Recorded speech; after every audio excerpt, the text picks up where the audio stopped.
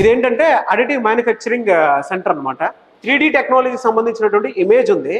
ఇది ఎలా పనిచేస్తుంది అని అంటే, నేను మీకు ఇందాక చెప్పాను కదా, కోడింగ్ ఇస్తారు. ఆ కోడింగ్ ప్రకారం ఇదంతా సెన్సర్ చేసేసుకుంటుంది లోపల.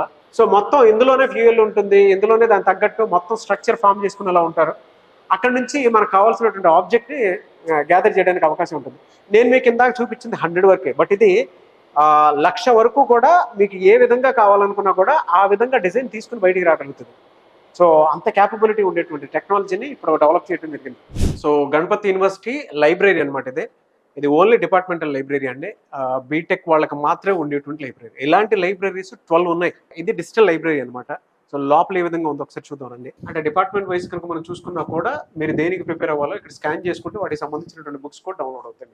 ఆల్ ఓవర్ ఇండియాలో కొన్ని యూనివర్సిటీస్లో కొన్ని బుక్స్ దొరుకుతాయో లేదో తెలియదు, కానీ బట్ ఇక్కడ మాత్రం ఎక్కడా లేని విధంగా మీకు బుక్స్ దొరుకుతాయి. బీటెక్కి సంబంధించినటువంటి విజ్ఞానం అంతా ఇక్కడే కనిపిస్తుంది మీకు. మీరు కనుక అంటే టోఫెల్, ఐల్స్ రాసేటువంటి వాళ్ళు కొంతమంది ఉంటారు కదా, వాటికి సంబంధించినటువంటి బుక్స్ కూడా ఇక్కడే దొరుకుతాయి. అండ్ బెస్ట్ ఆపర్చునిటీ ఏదైనా ఉంది అని అంటే, వాళ్ళు రాసేటువంటి ఎగ్జామ్స్ ఏదైతే ఉందో అది ఇక్కడే కండక్ట్ చేస్తారు. వీటికి సంబంధించినటువంటి రిజల్ట్స్ మీరు ఇక్కడే చూసుకోవచ్చు. గేట్ టోఫెల్కి సంబంధించినటువంటి బుక్స్ కూడా ఇక్కడే దొరుకుతాయి మీకు. సో ఇది రీడింగ్ రూము. ఆ రీడింగ్ రూమ్ ఏ విధంగా ఉందో నేను మీకు చూపిస్తాను రండి. సో ఓవరాల్గా ఆ రీడింగ్ రూమ్లో కూడా మీకు సెంట్రల్ ఏసీ ఉంటుంది.